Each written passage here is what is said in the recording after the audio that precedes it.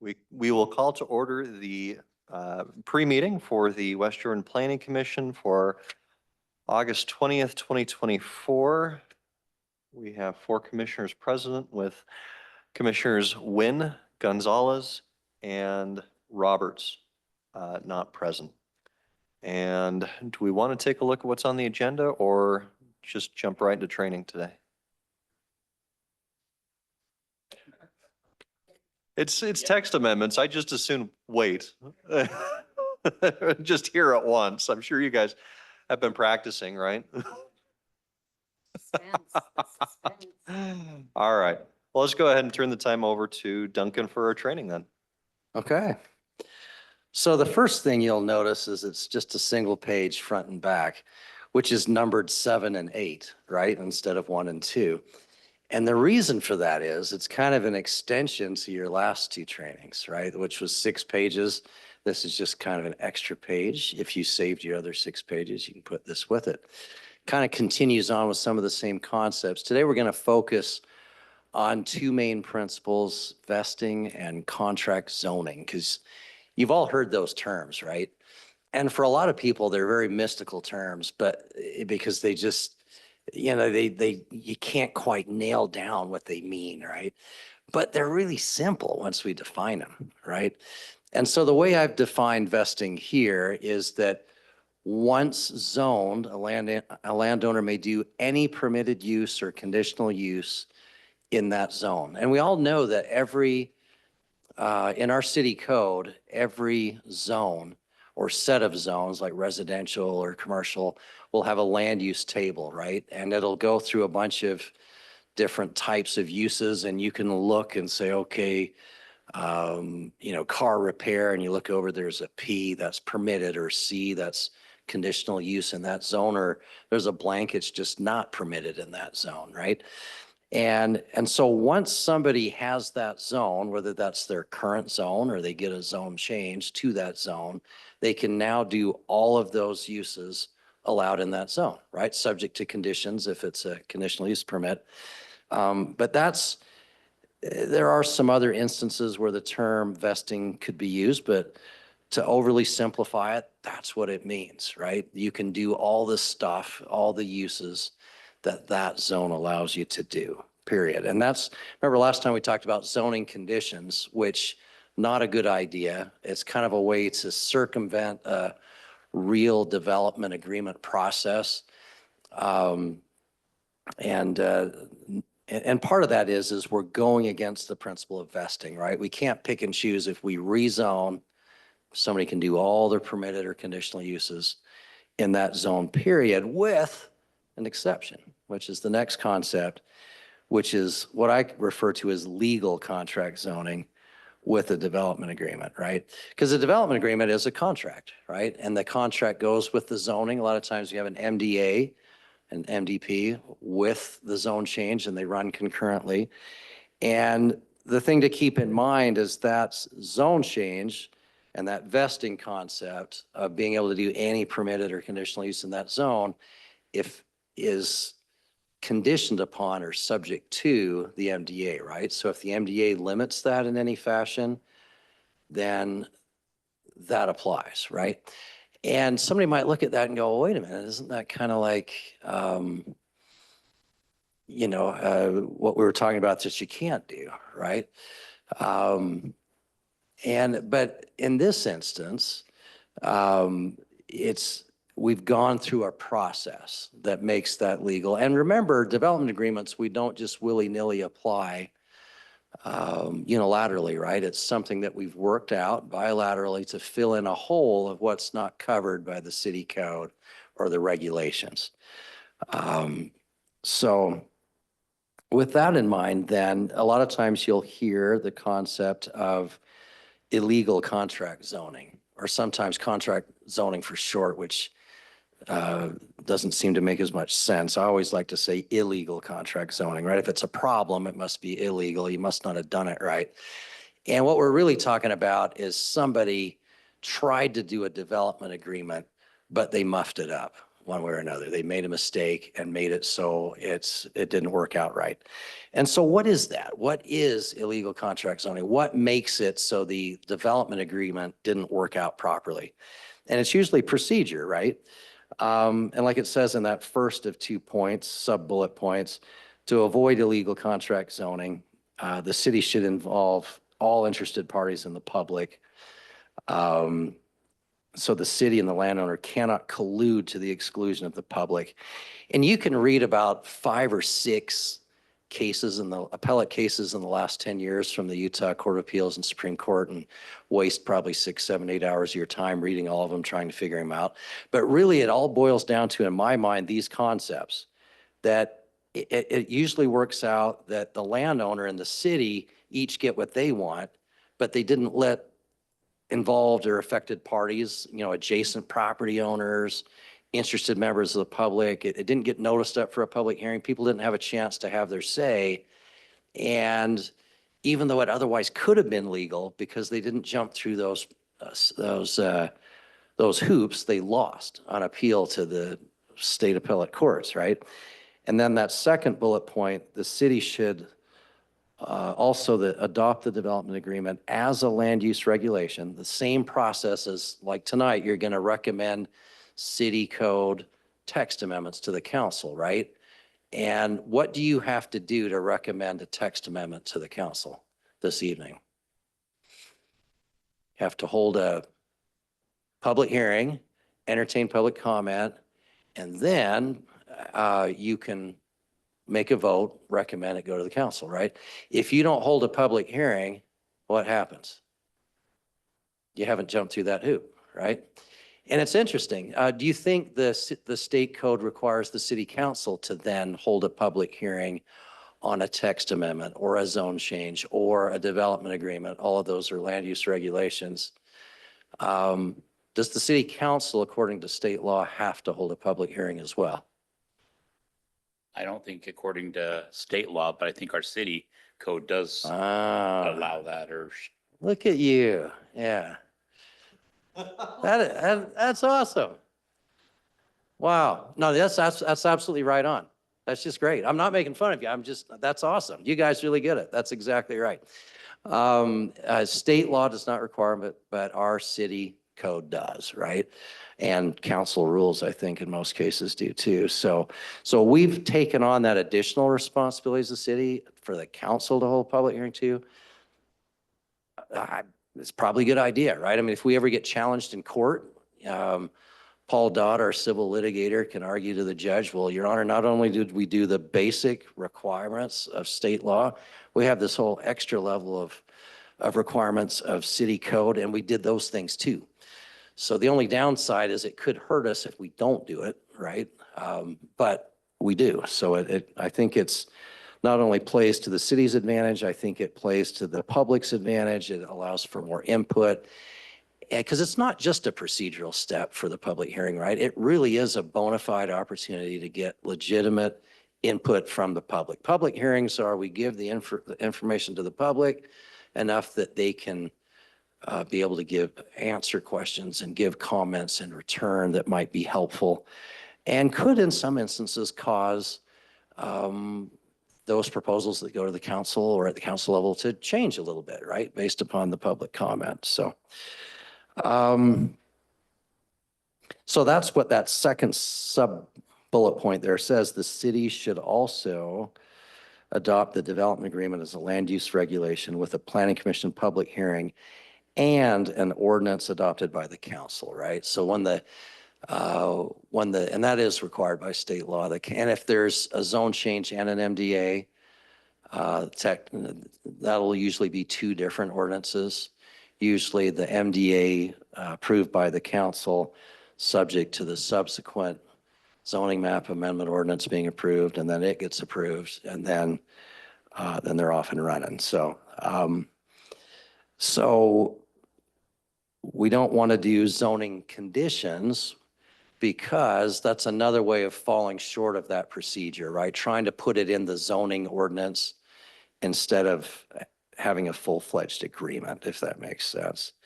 Plus typically, like I say, with the development agreement, we're just trying to fill in the holes that are not covered by the code. So are we ready for some hypotheticals?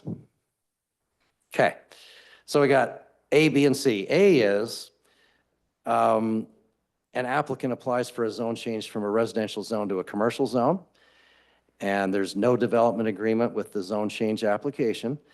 The applicant says that he plans on putting a bank on the property, which is a permitted use in the commercial zone. After the zone change, the applicant applies for a site plan to place a gas station, not a bank, at this location, which is also a permitted use in this commercial zone. So the question is, if the gas station site plan, which is what they've got the zone change approved, now they're coming in for the gas station site plan to the planning commission here. And if that gas station site plan meets all the requirements of the city code and regulations, does city staff or planning commission have any discretion to not approve the gas station? It's kind of a bait and switch. It's not a bank, it's a gas station now. What do you think? No. No discretion? Okay, and you're right. So sometimes we might have that expectation. We really wanted the bank instead of the gas station, but it's also a permitted use to put the gas station, so they can do it, right?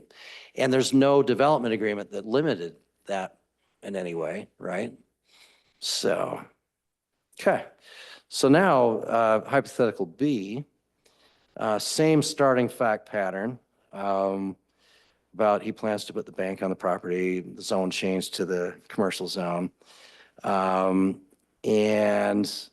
But this one, there is a development agreement. And the development agreement this is similar to one of the fact patterns you had last time, which there looks like the city staff finds that no matter what goes in on this property, you're going to have a bridge over this canal. Otherwise, it's just not going to work. And to provide access and traffic flow, there's no code section that allows for that. So the applicant agrees to enter into a development agreement to do the bridge at his cost if the council in its discretion approves the zone change. And then there is the zone change and MDA approval with a planning commission public hearing and ordinances approved by the council. So after those approvals, the applicant applies for a site plan to place a gas station, not a bank, at this location. So questions on the backside, is a development agreement in this situation legal? This goes back to some of what we talked about last time. Could you have a development agreement in this situation? Yeah, you could, right? Because we're filling in a hole. There's nothing that deals with the issue of the bridge. It's a two-way negotiation. It's bilateral. It's not just being forced by the city. Developer really wants to put something in here. Probably realizes, dang it, the city's right. I got to put in that bridge. Darn it, that's an extra cost, but it's worth it to me to go from residential to commercial. That adds, So he's thinking, okay, so that's a bona fide development agreement.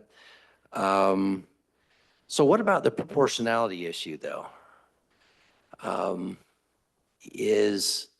Let's say the bridge costs $100,000 or whatever, right? Is that an unfair, is that an illegal exaction to be placed on this developer? What if it's only a 4-acre piece of property? Or how would you deal with the proportionality issue? Whether or not the landowner is crying foul. Maybe he's just fine with it. He doesn't feel like his arm's being twisted. But what if some third party says, I think that's kind of unfair? What would you say? Wouldn't it, because it's a contract, it would be all right? Just because both parties agreed. Yeah. The third party outside of the little agreement comes in and says it's not, but they're not a party to the contract. Right, right. And especially if we've jumped through the planning commission public hearing, we've put out the public notices, the adjacent landowners and everybody know about it. They can still comment on it, but you're right, they're not parties to the contract. But is it fair? Is that $100,000 cost to the landowner? What does the landowner get in return? What value does extra access to his property, city approval? Yeah.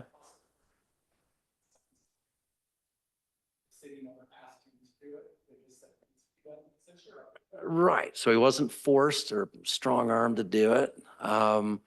And maybe, I mean, if somebody did an appraisal, maybe those few acres increased in value by at least $100,000, right?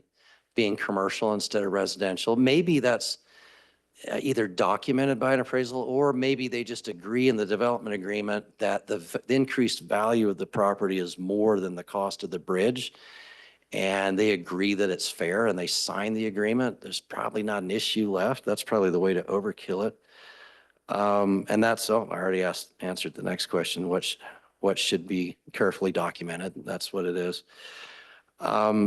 So if then, the same question, if the gas station site plan meets all the requirements, if he comes back in later, of the city code and regulations, and let's say the gas station wasn't even mentioned in the development agreement, right? The only thing to mention in the development agreement is bridge, increased value, fair. And we don't even mention a gas station or anything else like that. And it does meet the city code regulations. Does the planning commission have any discretion to not approve the gas station site plan? Right, because if it's on the land use tables, he can do anything that's on the tables unless there was something in the development agreement that said otherwise. It appears that there isn't, because it pretty much just dealt with the bridge issue. Okay.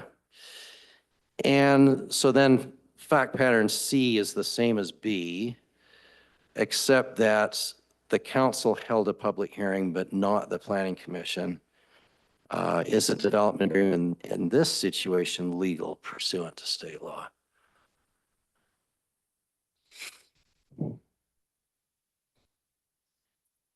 Okay. Right. And the reason I phrased that, and maybe I should have put potentially not legal or whatever. I mean, a lot of things are legal until somebody challenges them, right? I mean, a city might, in a sense, for lack of a better way to phrase it, get away with it. And in some instances, once something happens that otherwise might not have been fully legal and 30 days later, nobody objected, it could be legal under state law. But we're talking about best case scenario, doing everything 100% proper. It's a defect we don't want, right? Oh yeah, so that's what I put in the next question then. Is this potentially illegal contract zoning? And it is, right? Because what are the things that make something illegal contract zoning, or doing a development agreement but making a mistake in the process? What are the ways you can make a mistake? Right, yeah, not including interested parties in the public, not having a, what kind of public hearing? Planning commission public hearing. And in my view, it's, and I could walk somebody through the law, but technically nowadays you need to actually have the council approve it by ordinance. Can't do a resolution, has to be an ordinance for it to be a land use regulation. So, yeah. So any questions on those fact patterns today, or anything similar? Or a question, I'm hung up's the right word. I was just thinking about this situation with the bait and switch going from a bank to a gas station. I completely understand and agree with what we talked about. I'm more curious. So I'm thinking a gas station next to an open canal, there's going to be some other issues associated with potential leaks into the waterway and some of those kinds of things. Is it best practice to try to get all of that into the MDA, or just to say, you know what, that's already covered in code, we don't have to specifically state it in MDA? Yeah, that's a good question. I think it's always good to ask the question, is there anything about the current application that might not be covered under current code, or that's unique or different? I mean, for instance, with Midvale, they had that whole area that now is developed as just incredibly awesome retail, commercial and so forth, close to West Jordan. It used to be a CERCLA or Superfund site where it was, as I understand, I don't know everything about it, but a lot of gas leakage, whatever chemicals. And I mean, nobody wanted to touch it. It was hard to It was develop, an right? EPA Superfund site. Yeah, And yeah. because of an old smelter was on there. and Is so that what it there's a was? An lot old of- smelter? Yeah, a Okay. lot of arsenic and lead and some nasty things, so they had to cap it and go through a whole bunch of hoops. Being on the fire department at that time, we actually had to go through a hazmat training just specifically for that Makes piece of sense. property. Because So in they weren't- case the firefighters respond in that area, they'd have to have the right Yeah. equipment and for personal safety, if nothing else. Yeah. Makes sense to me. So in that instance, I mean, if we were Midvale and if we had annexed that territory into the city, and if we had an application that came in right next to the Superfund site, and if that Superfund site hadn't been cleaned up or whatever yet, and if we didn't have an ordinance in place in our city code to deal with the issue, and somebody wanted to build I don't know, a school, daycare facility, whatever, right smack dab next to it, maybe that would be a time where,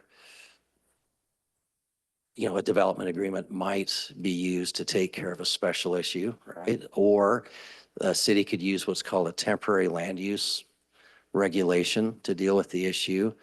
Because it's a bona fide issue that at that point in time maybe isn't covered adequately by the code. I'm sure Midvale has, and I've talked to the Midvale city attorney, and they've got all kinds of development agreements and things in place to deal with that now, right? But I'm just thinking historically before it was fully dealt with. That's kind of your question, right? Are there instances in which we go, wait a minute, that might be, and especially if it's a bona fide health and safety risk, right? That we know is not covered by code. Because again, the issue is not trying to force someone on something, on someone unilaterally. The issue is, hey, we've got something of health and safety importance that's apparently not covered by any existing regulations, but we can deal with that in the context of a development agreement, which becomes a land use regulation specifically for that property. Probably answered that with way more words than I needed to. So what other questions do you guys have? I think to expand on the last question, in the event of something like that, where there would be an environmental concern about having a gas station right next to it, right next to a canal, is that, how do I want to say it?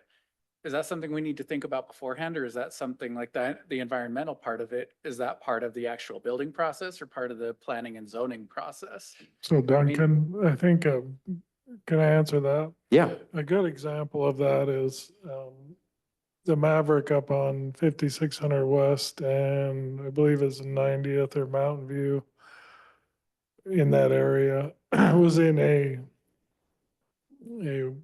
drinking water source protection overlay. And there were certain code requirements for the tanks that had to be, contained in a tank and then in a concrete vault. Well, our ordinance was old and there was nobody that built things like that. And they actually found them, they were more hazardous in that vault than the newer type of tank that was double walled and then it was alarm protected. So if the inner tank was breached, then the alarm would automatically go off before the outer one. I think Ammon, you might have remembered this. And so we updated our code for that protection. And so, at that time, that's when the planning commission has discretion because you have the discretion to protect the health, safety and welfare of the city's drinking water supply. Now not all of our drinking water comes from wells, but some of it does. And so the discretion of the code at that time is you were going to make a more stringent code so that the gas station could exist in that zone, but the drinking water was protected. So I don't know if that answers your question or not. So you do have discretion to protect the health, safety and welfare and whatever it takes to keep the pollution out of the groundwater is, whatever best science there is to do that. So. That makes sense. I guess to really dig into my question is, do we have the ultimate responsibility to account for every environmental hazard that a zoning that might allow? Or is that something, does the building department also have? Oh, yeah, some discretion there to absolutely. say? You know, and it says about gas tank, the fire department has responsibility, engineering does, the building department. Okay, so even though it Planning might be commission's allowed- just approving something, but the actual, what they're installing and how it's installed will be up to professionals who Got do that every day. Okay, you so know. even though it might be allowed by zoning, Yeah. it might be effectively prohibited by building codes or whatnot. Yeah, no, that was great discussion. And sometimes we don't have to go as far as a development agreement, right? If you're looking at at a site plan or a subdivision or conditional use permit or whatever, and it might end up being a condition of approval on a CUP, or it might just be an extra requirement of approval on a site plan. And especially if it's clear, and we like to make it clear on the record that the applicant is voluntarily agreeing to it, or especially if the applicant came up with the good idea, and especially if the good idea enhances health and safety and it's better than our current requirement. And we're going to go try to come back with a text amendment to make that more of a standardized procedure.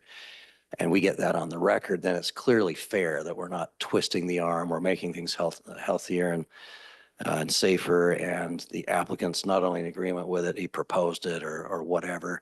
I think in the absence of a development agreement where one isn't really required, I still think it's good to make it clear on the record, right? In the minutes, or in the requirements or conditions of approval. So, but that's all, yeah. I think Paul had something to say as far as. Well, I did, but I forgot it. No, in this particular case, we did identify early in the process that we were going to be putting tanks in the oil protection zone. So we had the applicant do some research in finding out what would be a better product. Normally when we do storage tanks like these fuel tanks, you put a liner down in, put these logs in to keep the tanks from floating up when they're full, and then they backfill it. What we had the applicant on this particular situation do is to find a liner that was several mil thicker than what they would normally do. That just in case, as Larry explained, the tanks are double walled, and there's an alarm that if any of the liquid in this interstitial space leaks out, it sets off the alarm, whether it's the volume or whatever it may be. So if anything leaked out and for whatever reason the alarm didn't go off, it would take longer to penetrate through the fabric in order to get down into the groundwater. So in this particular situation, they went above and beyond what we would normally do with fuel tanks in putting this type of fabric down in there. And we didn't have any pushback or anything like that because they wanted the site, but we did identify it early in the planning process and had them do some extra measures for that. That's all I have, so. Okay, Ammon, Commissioner Allen, I printed out a bunch of these things. I'll go over them next meeting. I don't expect you to bring them back, but I'll have more copies for you. But these are the handouts that we give to the applicants. And as you can see, they're for conditional use, development plans, preliminary subdivision, zoning map. And I'd like to go over them quickly at our next meeting. So look them over. I think you've seen them before, but what we're trying to do is, the applicants, I think, really need to step up and tell you, as the commission, out of respect for the commission, how does it meet these criteria, rather than just say, oh, gee, I want an approval, and then sit down. I think that they need to be able to verbalize what they're asking for. But I'll go over this a little more because, the zone change and the thing Duncan just went over, I've got a good example of that, I think most of you were on the commission when that application come forward. And I think the result was really good from the questions you asked. So be prepared. I'm not requiring you to bring them back. You can if you want, but I will have some more. But I'd also keep these at a meeting, in the meeting, just so that if someone's not addressing the way they should, that you can pull these out. And they're also in the staff report, so, okay. Thank you. All right, I have 6 o'clock, so we can move right into the regular meeting. So this is the West Jordan Planning Commission meeting for August 20th, 2024. Commissioners Gonzalez and Nguyen are excused. All remaining commissioners are present. Item number 1 today is approved minutes from August 6th. Discussion or a motion? Commissioner Thomas? I'll make a motion that we accept them. Commissioner Hatch? I'll second that. We have a motion from Commissioner Thomas, a second from Commissioner Hatch. Further discussion? All in favor? Aye. Any opposed? Okay, motion carries unanimously. Moving on to our public hearings with Planning Commission recommendations, City Council for final action. We have item number 2, a text amendment to the sign code PCH zone to amend the 2009 West Jordan Municipal Code sections 1317.2, 1232, and 13.5L7 to establish sign standards for the planned community hillside zone, including allowing roof signs in the PCH zone as part of the amendment request with citywide applicability. Ray? Thank you. Members of the Planning Commission, it's kind of hard to believe that it was 3 years ago since the Planned Community Hillside Code was adopted. That time's gone by quickly. And as part of that, there was, when we did that effort, there was a really big focus placed on what was to be developed within that district. But one of the things that was kind of, I think, missed in some ways is actually the sign regulations that apply to that PCH zone. It is kind of its own standalone zoning district, but like every other zoning district in the city, we really need some sign standards that apply to that zone. So what we did is, I think what I'll do is I'll just kind of walk you through. We really patterned these regulations on the PC zoning district, the planned community district, since that's what this is in essence. So really the standards that we've adopted or that we've put in front of you just basically mimic that with a couple of exceptions, and I'll just kind of walk you through what those are. I don't know if you can read this. I hope you can. But the first change is that in the way the PCH zone currently reads is it says sign regulations are found in Title 12. And that's it. Well, that's true, but the sign regulations are all also found in Chapter 13. So we're making a change to that to correct that. All the ones that are in yellow are just kind of this type of signs and sign types that are allowed within the PCH zoning district. And really the only difference is on roof signs. If you went through those, what this allows, the type of roof sign would allow developers in this zone to place like wayfinding or placemaking signs up on top of maybe an accessory building just to identify the overall development. It would be the type of roof sign that we're talking about would be very similar to what's out on the south side of the Viridian Library. We've got the stand-up letters about 4 feet high. It'd be very similar to that. I think we've put quite a few standards in on that roof sign. We were thinking about maybe making it an administrative conditional use, but I think we've locked it down to where the sign size makes sense. They're pretty well regulated, so we just thought might as well just make that a permitted use in that zone. So the standards are pretty straightforward. I'd be happy to answer any questions that you have, or I can walk through those changes to the roof signs in more detail if you'd like. Totally up to you. Questions for Ray? Commissioner Hatch? Why couldn't we have just applied the regular sign that we use in the PC zone? Why did we need to create a new sign ordinance for the PCH zone? And are there any other opportunities for a PCH zone in West Jordan, or will the terrain be the only PCH zone in our boundaries? You never know. I mean, in the future, we've got a lot of properties still to the, it's not the city, but that's a possibility. You just don't know if that will apply to other properties sometime in the future. It's pretty limited in terms of the area. It's going to apply to very few developments. So I just think it's good practice just to have those sign standards specific to that zone, just listed right along with the rest of them. And the PC zone standards would not have worked because They're close. I'm just having an issue with a roof sign. In my head, I take it to the extreme and I think of, we're going to just have a myriad of roof signs. Obviously, we won't, but it feels, we're already up on the hill. We're already creating a visual community, and to take it higher or to have signs that elevate the eyes and, get rid of the hills bothers me. So Yeah, the way we've got it written in the code is it's limited to 2 roof signs per development. So that's a lot of acreage.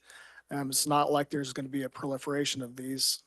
So that's just the way the code's written. It's only a percentage of that roof area as you're looking straight at it. So we don't see that there can be that it's really okay, an thank issue. you.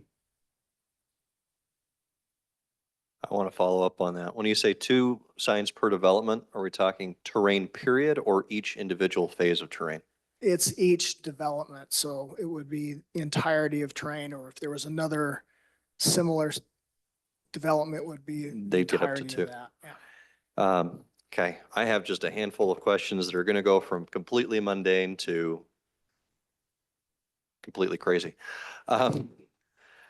So this is just 1317.2. It says signs identified as conditional C, but we have AC throughout the table, which administrative conditional, I think, is what I heard. Right. Should we update that while we're doing this as well? So it says administrative conditional up in the table? You'd rather have the administrative conditional use as opposed to permitted? I didn't see a C anywhere in the table in Oh. 1317.2. So it's Yeah, either so you're just AC or talking C. about the general reference as to all of them. It's just not there in that initial paragraph, right? Yeah. Right. Yeah, in fact, so signs identified as conditional C, but then Oh. AC is throughout the table. And then going through the table, the larger table in 1317.2, of course, we're adding PCH as part of this. And you note on your table here, roof is in gray, meaning it didn't exist there before. Correct. What other zones do allow for roof signs?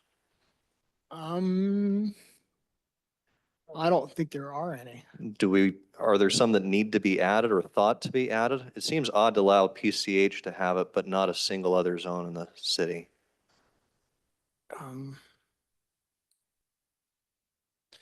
Way back when we created the transit station overlay districts, that was part of the discussion, but it never moved forward. So I'm looking across, Larry and I, we can't think of any other zones that have roof signs.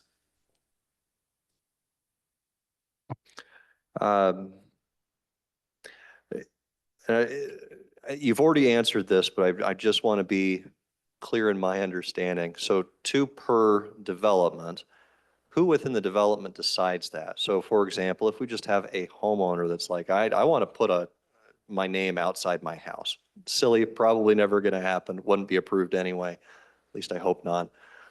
Does this ordinance open the door for that, or who decides what signs? No, unless you want to put some kind of a qualifier on the word development, you're welcome to, but typically it would be limited to like a home occupation sign, which is just 2 by 2. Is there a separate section of the code that was being modified that specifically states no more than 2 roof signs per development? I didn't see that in the code currently. No. So is that just administrative, we understand it, or is there something within the code that says this is how we do it? Is there another slide, Ray? I thought there was a footnote that dealt with the issue. Yeah, here's the other changes right there, because the other two, there was 3 sections being amended. The first slide had 2 of the sections. This is the 3rd section, right? Right. On the sign standards, right in Title 12 itself instead of 13. Perfect. That's what I was Yeah, looking for. so you got the is that maximum density line. area, the maximum height, the density, then you've got those couple of footnotes.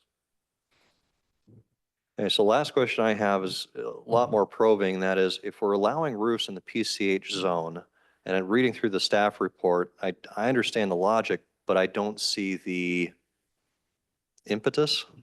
It came across to me as terrain is asking for a roof sign. We think it's probably reasonable. Let's update our standards to allow it. Talk back on that and explain. Hard to ask this question because I'm not trying to ask you how we got to this point. That's immaterial. The larger question is, why should we be allowing it now in PCH zones, or in this case, only terrain and nowhere else in the city? What specifically about that development should allow us to do this? I could probably help, and then Scott can pick up from me, but entryway signs are an important feature, right, for a lot of developments. A lot of smaller subdivisions, we have other types of entryway features. For larger developments like this, and it is a minimum area in the PCH zone per development of 400 contiguous acres, right? So if we ever had a new one, it would have to be another 400 plus acres. This one's 650, right? But the whole idea is the entryway feature to create a sense of neighborhood, of community, and this area is called Terrain or Terrain West Bench, and a small little rock coming into the development like would be perfectly ample for a 20 or 40 or even 60 lot subdivision. That big rock is not so helpful for a 650 acre development, right? And so I think part of the thought pattern, at least for Terrain, is what is an adequate entryway feature? They have a building that is that they're proposing, which is a large shed near one of the entrances that could, house a lot of storage, and, maybe it's seasonal types of decorations that go up. Maybe it's Is that landscaping kind of like the equipment, sign that's at daybreak as you go into daybreak? Mhm. that kind of thing, right? That's right. But basically it'd be placed on the roof of a building and in the gable of a building, which then becomes its dual purpose, right? It's a storage building, but also as an entryway feature or a sign. So. Yeah, and to add to what Mr. Murray said, it's very common to have master plans have signage that announces the arrival. Hey, you are here. It's placemaking, right? For example, the Highlands master plan over by Smith's, that as part of that master plan approval, you'll see stone kind of obelisks at subdivision entries. Honestly, having worked directly with Wood Ranch, now Terrain, for nearly 4 years to get it to its entitlement, there was a lot of focus and effort on design. But at the end of the day, truth be told, we just said, hey, for the time being, let's just say refer to the PCH or to the PC zone, and that'll satisfy that component of the master plan. As this organically kind of moves ahead, the developer does want to create, and me personally, I think it does lend itself to the unique architecture, kind of the throwback design that you'll see in that master plan, which is why they gravitated to this kind of throwback type sign. This is more common back in the 50s and 40s, and as you drive along highways and stuff like that. So that's why when we were meeting with them and we were discussing potential monuments to to this big master plan, it seemed to make sense. And so it is unique. It is unique to the PCH. And if there's a counter proposal that either you or the council wants to entertain, that's your prerogative for sure. But that's how we kind of got to this point, if that makes sense. Got Commissioner Thomas, go ahead. one comment and probably directed more towards Scott. Couldn't we add this section into an MDA or something instead of actually creating a whole new ordinance? The way that the MDA is crafted, it refers directly to ordinance. So this is, in our estimation, the cleanest way to address it, believe it or not. Okay. That MDA is so complicated. Yeah, and I get There's that. so many layers. Because the MDA just simply points to our code, let's just update a few columns in the code, call it good. So Okay. believe it or not, this is the simplest approach. That explanation helps quite a bit. What I'm trying to do is walk through procedurally. Reading the background, it's hard not to look at this and say, we're trying to relieve a burden, right? Or a specific situation, because frankly, it's most likely not going to happen again within the city, within a PCH zone. And so then the question is, are we opening the door to see this in other areas? Doesn't need to be added to other parts of the code. So that's really helpful too. Commissioner Roberts. Just going along with your concerns. From what I'm reading here, the only limits to this sign are that it can't be taller than 4 feet tall and it has to be 2 foot setback. It can't be higher than the roof of the building. Is there anything to limit the utility of these signs? Or suppose they were putting it on a 60-foot long building, could they put a sign up that was 4 feet by 60 feet that was, digital advertising? Is there a way for us to protect against something like that and so on?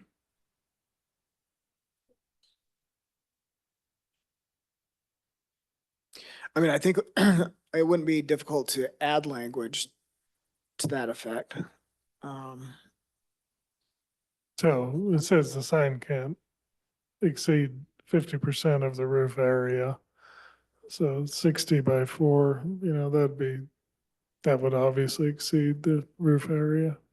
So I think that's reasonable, Just, The yeah, just digital suggest a dis- cap, a ceiling. The digital display, I think, is prohibited. I'm wondering about like a total square footage requirement or something like that, because so 50% of the roof area, if they're building it on a standard 412 pitched roof on a 60-foot long building, they could easily go the full 4 foot by 60 feet and not exceed the 60 or the 50%. And is there a problem with that? I'm just thinking in terms of if they Okay. wanted to, partner with a billboard company and put a digital billboard on their roof that, it's not going to No, be huge, but it's still going to be a billboard. That's a different type of sign. That's an off-premise sign, so we wouldn't allow on-premise sign. Okay, that's what I was trying to get at, is if there was something to protect against that. Thank you. Remind me who the developer is of Terrain again? Third Cadence? Have they done any other developments in West Jordan? No. Have you looked at other developments that they have done outside of West Jordan? Daybreak, yes. So they did Daybreak. Okay. Same core group. Same, okay. That helps me a lot. Thank you. Well, they did, the owner and this engineer who run Third Cadence worked for Daybreak, who was part of Rio Tinto or Kennecott Lands. And then when the Miller Group bought Daybreak, I think they only kept one employee from the original Daybreak development, because Miller Company has its own real estate development professionals, and quite frankly, I think they have a different vision than so the old Daybreak is what these people did, Any further questions? All right, this has been noticed as a public hearing, so we will now open this up to the public, if there are any online, or I'm missing anybody in the audience.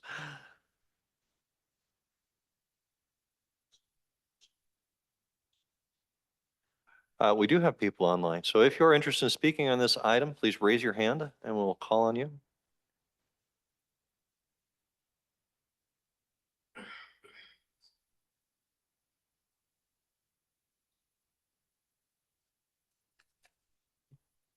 Nobody's raising their hands.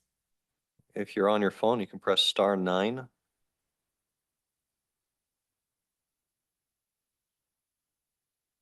All right, we will close the public hearing and bring this back to the Planning Commission for further discussion or a motion.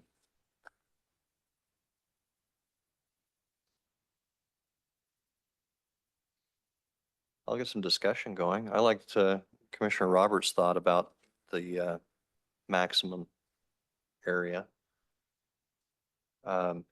Personally, I still look back. I don't know if I really have too much of an opinion on it, aside from just saying everybody else has gotten by without it. Why does it need to be here for this one? I agree with that sentiment, and I think if we're making an exception, making a maximum limit on it kind of makes sense just to prevent any or any potential for abuse or for overkill going outside of what we expect, because, you know, we're all looking at it through the lens of what exists in other subdivisions. But we want to make sure that this is similar, even if it's placed differently, I guess is kind of my feeling. So the maximum now is 50% of the roof area. So what would you want the maximum to be? Yeah, it might be a good, Ray, could you go back to the little picture in the right corner? There it is. So this is, I'm struggling. Is this part where sign is written with the square? That's the sign, but the larger box is the pitched roof or flat or? It's a pitched roof looking directly at it. So pitched roof and then sign sitting. Right. Okay. Yeah. Commissioner So- Roberts? With regard to the max size, just in my head and thinking about it, I have a friend who owns a sign company, and I've actually helped him build a couple of these signs for other developments years ago. And in general terms, you know, most of the ones that I did with him, they ended up being somewhere in the ballpark of, you know, 4 or 5 feet high by 8 to 10 feet wide. And so I'm thinking, you know, rather than 50% of the roof, can we set a total square footage? We've got a 4-foot high limit. Could we say, you know, 4 by 8 equals 32 square feet, or 4 by 10 equals 40 square feet? Could we limit it in that way rather than saying 50% of the roof, where hypothetically speaking, they could, you know, again, they could stretch their sign out if the building's 60 feet long and make it a lot bigger than it would otherwise be. Or we could leave the, not exceed 50% of the roof, or 4 by 10, whichever is smaller, larger. Yes. Yeah, that's kind of exactly where I'm thinking and where I'm heading with my train of thought. So what about 200 square feet? This building, and just be frank, we're doing this for the PCH zone. This building is not going to be close to U-111. It's going to be a ways back. 32 square foot sign, you know, which is pretty standard. If you're 7-Eleven or something like that, you're 50 feet away. This is probably going to be 600 or 700 feet back. So I don't know what the effectiveness, you know, and this would be frank, it's an advertising sign. It's a sign advertising the community. And, you know, I believe that the conceptual plan, when Ray and I were just talking, that the terrain has given us is 5 by 40. You know, the building's awfully much bigger than that, but it's a 5 feet high by 40 feet long, which is 200 square feet. So, And the reason it's 40 feet in width or length, whatever direction that is because terrain has 8 letters, right? I mean, sign here, 4 makes it appear that it's not as wide, but there's 8 Exactly. letters in terrain with an E at the Exactly. end. So Mhm. it's probably each letter is about 5 by 5. So it's about 5 by 40 total, you're saying, right? So we're showing on the sign standard a maximum height not to exceed 4 Or feet. 4, I'm sorry, I Did you misspoke. 4. Say it was 4 5 by feet high? 4 4 by feet high, 40, okay. rather. Commissioner Roberts? So, given that further information, the picture I'm seeing in my head, and correct me if I'm way off base with this, but I'm imagining like the old Ritz bowling alley in Salt Lake, where it had Ritz bowling all the way across the side of the building, kind of stretched out that way. Is that kind of more what we're what they're envisioning or, But much better looking. well, yeah, obviously not, 80s styling. But something to that effect. Okay.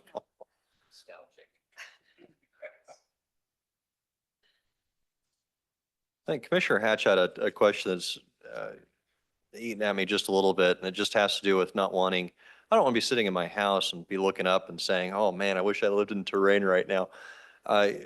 Do we have lighting and other things within this that will limit that? I'd be surprised if I'd be able to see it, but more of a curiosity. As far as electronic display, there's specific standard for electronic signage, but that's not part of this. So as far as lighting, the exterior, maybe a couple of lights showing up on it. I don't have a problem with that. It'll be the Or same as or the, downlit. so many lumens at the property line and Yeah. no light pollution. Good. Yeah. Commissioner Hatch. I think there's enough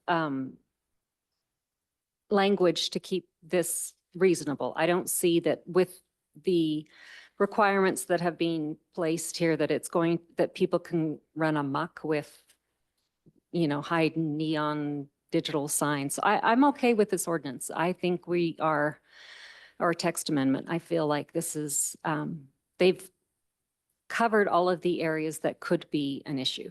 Would you like to make a motion? Are we ready for that? Oh, go ahead.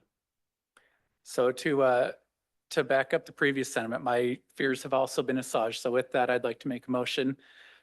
Based on the information and findings of the required criteria set forth in the staff report and upon the evidence and explanations received today, I move that the Planning Commission forward a recommendation of approval to the City Council for this application. Commissioner Hatch. I will second that. Okay, we have a motion from Commissioner Roberts, a second from Commissioner Hatch. All in favor? Maybe before you call the all in favor, you had a discussion about the AC on the table. Did you want to make that one additional change, the general prefatory language of the one section? Commissioner Roberts. Can I just add that onto the previous motion? Okay, so to add on to that previous motion, what we would correct the language to read AC rather than C in the descriptive language. Is that sufficient? So you're just adding the AC in addition to the C, right? Correct. Yeah. I will second that. All right, back to the motion from Commissioner Roberts, second from Commissioner Hatch. All in favor? Aye. Any opposed? Motion carries unanimously. Appreciate everybody's responses there. That was very helpful. Moving on to our final item of the night, another public hearing for item number 3, a text amendment for the overlay zoning districts. Amend the 2009 West Jordan Municipal Code regarding changing or removing the senior housing overlay district designation or any other overlay zoning district designation, amending development plan requirements, sections 13-6H-12A and adding 13-6H-12D, amending authorized applicant to council work session and quarterly map meeting, section 13-7D 4C2, and adding 13-7D 4C3, amending criteria to recommend approval, adding section 13-7D 6A6, variations from approved plans and development standards, adding section 13-7I 5B4, citywide applicability, City of West Jordan. Larry, I'm really worried to see what the motions look like on this one. Well, I do think if you ever leave your career as a civil engineer, you could be an auctioneer because I've never, I believe that you could even read that faster after having, but no, my motion is much more kind than that. So,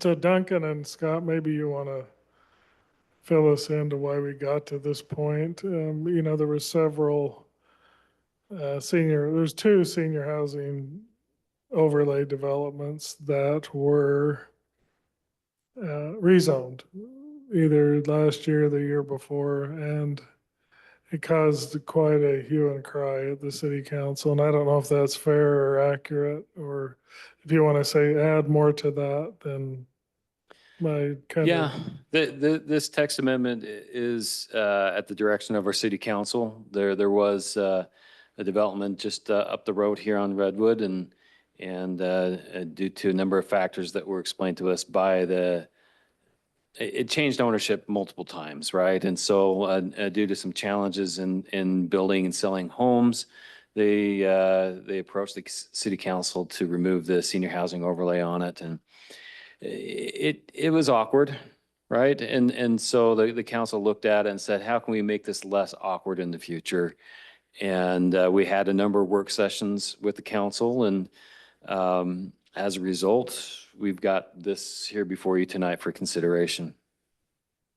okay, and so the first one is kind of I believe, a housekeeping item, but it's really not, because a lot of times a base zone, so an overlay zone is always overlaid over a base zone. And there's been a few instances where the city council and the planning commission's recommended, but the city council has recommended the base zone and the overlay at the same time in the same ordinance. The council just wants it to be that the recommendation for the base zone has a separate motion and approval and ordinance, and the overlay has a so they're really separated so that I think they believe that it kind of got mashed together, and there may be some things that really need to be talked about with the base zone and the overlay. So that's the first change. And then,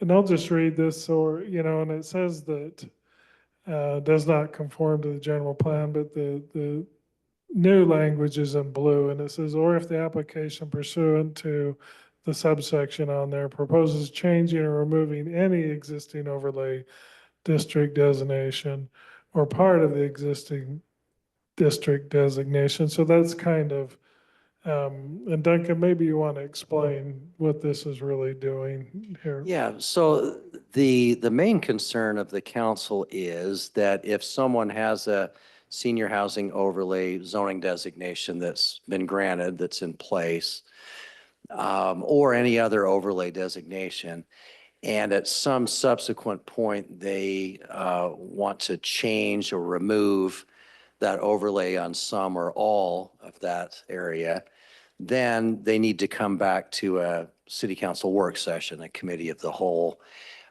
before they start going through that process. And then one of the other code sections changes that Larry, I'm sure will get to focusing more on, is that if they've already sold some of the property to somebody who's not a financial institution or a developer or builder, even one of the lots, then they can no longer even go to the council and start this process with the committee of the whole. But so this presupposes that they haven't sold any of the lots to any non-builder or developer or bank, essentially. Once they've sold a couple of lots to individual owners, can't change it, right? But if they haven't done that, then they start a process of potentially changing or removing some of that overlay by going to the committee of the whole council work session. And then if they kind of get the go ahead, then they can move forward with the regular process of planning commission, public hearing, and then back to council for final consideration. Yeah, and the work session gives the council, it's before it comes to them or the planning commission at a public hearing. So it really gets a lot of the problems out, and they can really talk in a much more less formal way with the applicant and can speak, frankly, why they have concerns with it, and maybe even get the applicant to change some things. And so work sessions are good. And so this, I'm not going to read all this, but it says the amendment adds the additional criteria for the planning commission to determine. So you already have criteria in the ordinance, but it includes that the application will not create or exacerbate a non-conforming condition. So if there's not a non-conforming condition, which means it doesn't meet the ordinance right now, and if they remove it, we don't want to create non-conforming situations, okay? And I don't have any examples what that would be, but we just don't want to do it. We don't want to make it worse. We want to make things closer to following the ordinances or completely following the ordinance.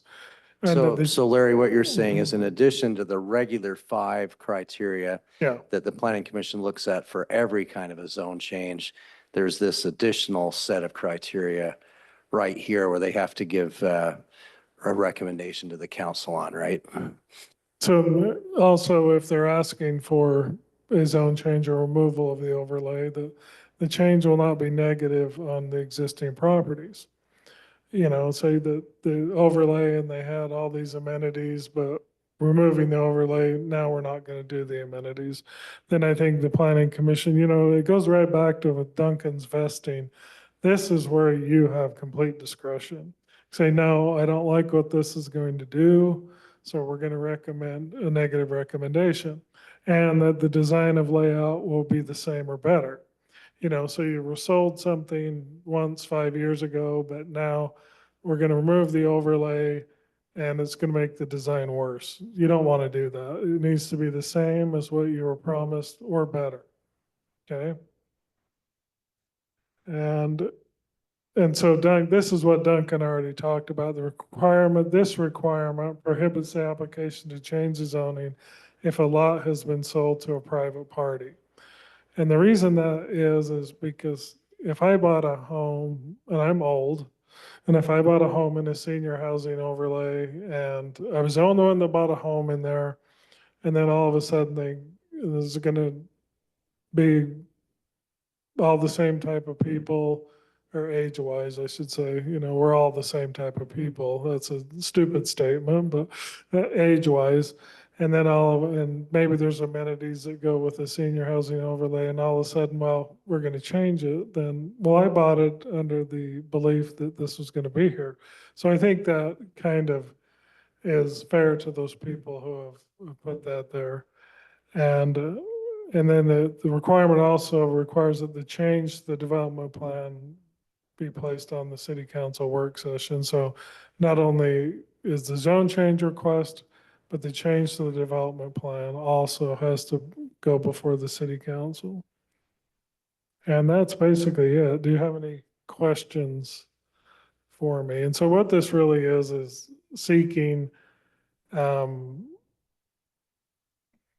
know, rather than just be a straight zone change where, okay, tell us what you want to do, and then you don't really have any criteria or guidance to follow. Hopefully this will make it, you know, the planning commission can have more confidence in what they're asking.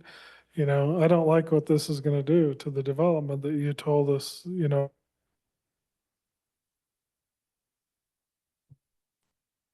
Questions for staff? Commissioner Roberts? Yeah, I have one. I'm a little nervous to answer or to ask this question for the sake of being biased based on previous experience. But you mentioned that the removing the overlay can't create nonconformity or noncompliance. So for example, if we had somebody come in and ask for a senior overlay that had some noncompliance issue with the underlying zoning, but it worked for senior overlay, for example, not having enough parking to meet the regular zoning, does that mean that they would therefore not be able to revert it back to regular zoning because it would be non-compliant? If I understand the question correctly, then yes. It can't make a non-conforming situation worse or create a non-conforming situation. Great, thank you. Mhm. So I have a question. I'm not exactly sure how to ask it. This is a hard fence to straddle. I completely get this. I'm 100% behind it. I'm also hearing people coming in and saying, we have this senior housing overlay zone. We've been on the market for 3 years and we still haven't filled our 12 units.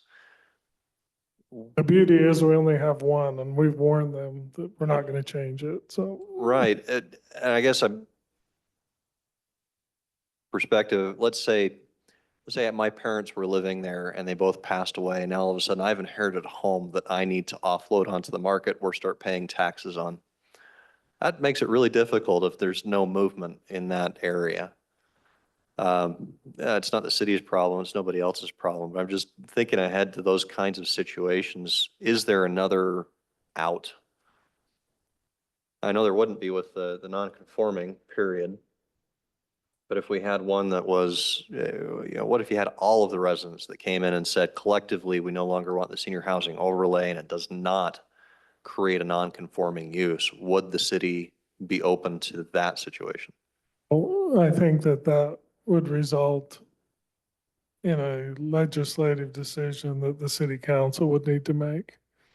When you write ordinances, you only try to go down the first 3 feet of the rabbit hole because, there's always things change, markets change, attitudes change, society changes. And so that's a perfect example of 50 people or 20 people or 10 people getting together and talking to their council. And then the council say, hey, maybe we need to change the legislation. And then that would come back to you as the planning commission and the city council. That would be my best answer. But I think what we're trying to do with this is, well, somebody tried, a developer tried, but it just isn't working, and for whatever reason. And it's not really a group of people that are living there. Now, if they want to do that, then that's something different. That's my best answer. So. No, perfect answer. Commissioner Hatch. So when this happened prior that created this issue, I was really hoping that the senior housing overlay would just disappear. I mean, I understand why developers would like it, whatever it gives them, but I see this as a restriction that doesn't benefit our city long-term. This overlay seems to me to be counterproductive. It just is too confining. I mean, you take Commissioner Allen's response. If I were to inherit a home because of my parents passing and I'm stuck with a house and maybe I want to move into it and I've got, teenage children, I can't, and I can't sell it either. So I think the senior housing overlay just, I don't know, I'm not a fan. Well, this amendment does not prohibit the city from getting rid of the senior housing overlay. This is just talking about what exists. So if the council and the planning commission want to get rid of that overlay, then that's fine. Those things were all the, I don't like to use the phrase all the rage, but I will, 5 and 10 years ago when people could sell a home and have a big chunk of equity and be able to buy up. That's no longer the case. Everything is, you can't, that world doesn't exist anymore by and large, that you can't take a big chunk of equity and go buy something new from an older home because everything has become much more compressed. And so we're not the only community suffering with this. South Jordan, Riverton, Harriman, I've talked to them and they said, yeah, we've had to remove overlays on a lot of our senior housing zoning, not necessarily an overlay on properties because they're just not marketable any longer. So I don't know if that answers your question, but that does not, if the city council wants to get rid of the senior housing overlay, this ordinance doesn't prohibit that. So That I'm glad to hear that. I really do think, like you said, don't dig down too deep, but I think looking into the future, this just doesn't serve, this overlay zone doesn't serve the future. Commissioner Thomas. Is it possible that we could, in the future, actually propose an ordinance to remove the senior overlay to the city council? Yeah, I think that is probably, I've seen this sitting on this chair for a few years now, that it does not really benefit the city at all. And it really doesn't even benefit the developer in many ways because they end up coming back and trying to remove it anyway. So that would be my suggestion. All right, I've got one more hypothetical that I just want to ask on D1. I'm reading the words "have been sold," which suggests that as soon as one lot is sold, it's done, even if the developer were to buy it back.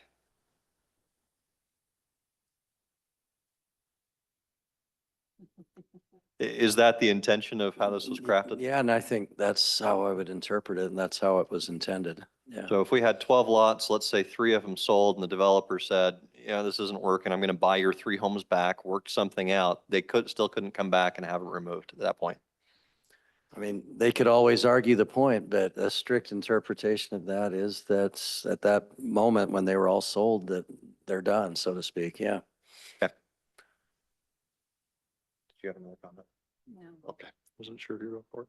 All right, well, this has been noticed as a public hearing, so we will now open this up to the public for comment. Do we have anyone still online? If so, feel free to raise your hand. You can press *9 if you're on your phone or use the button on the computer.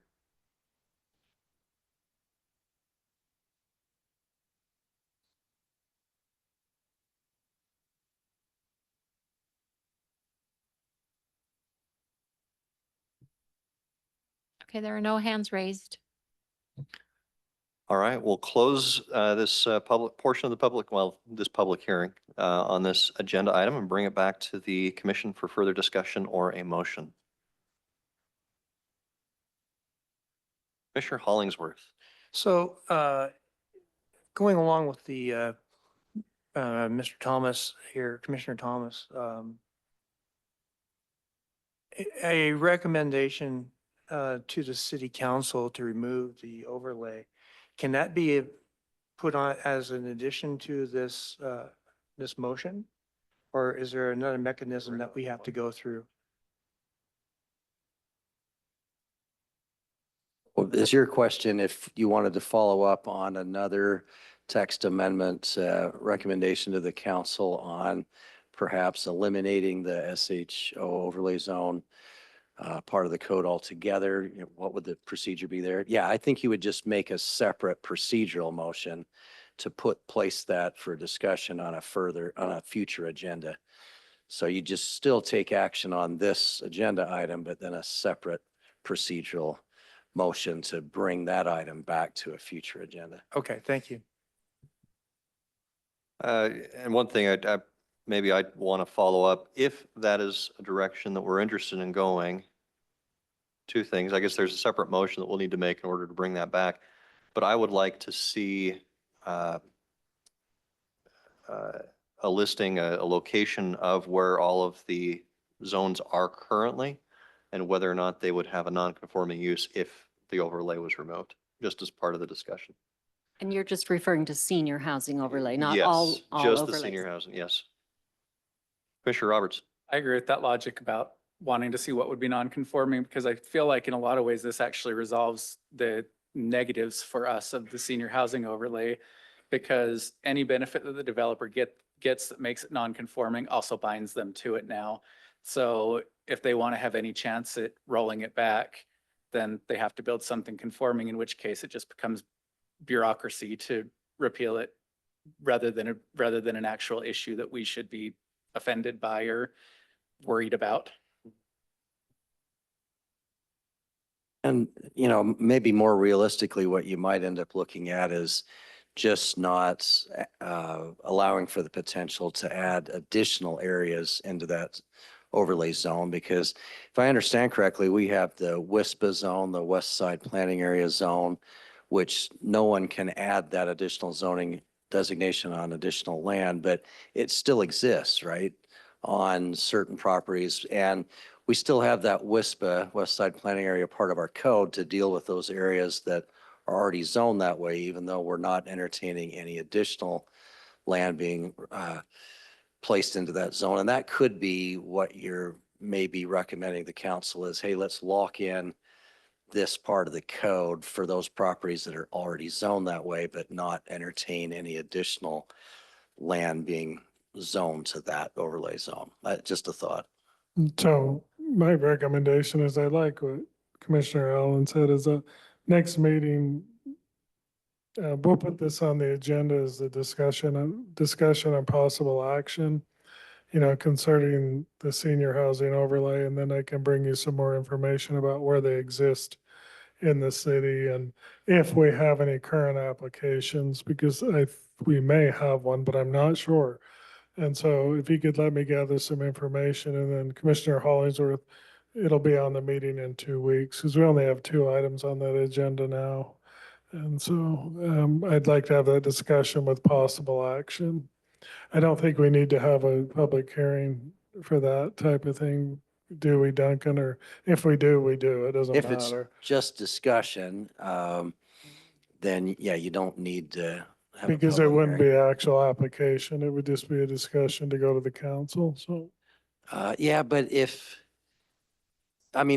you're looking at making a change to the text, at some point you would. okay, just stop. We'll just go through all the nuances and talk about it next. And if it needs a hearing, we'll do it that way. Or if we actually want to do it as an application. So sounds like that's what I'm hearing. So That works great for me. Public hearing's closed, so if anybody else has further thoughts, Commissioner Thomas? I'll just make the motion if nobody else has any other thoughts on the matter. Based on the information and findings of the required criteria set forth in the staff report, and upon the evidence and explanations received today, I move that the Planning Commission forward a recommendation of approval to the City Council for the application, finding that affirmative determination has been made for the criteria found in 13-7D-6B 1 through 4. Commissioner Roberts? I'll second that. All right, a motion from Commissioner Thomas, a second from Commissioner Roberts. Further discussion? All in favor? Aye. Any opposed? Motion carries. Commissioner Thomas, I make a motion that we adjourn. we are adjourned.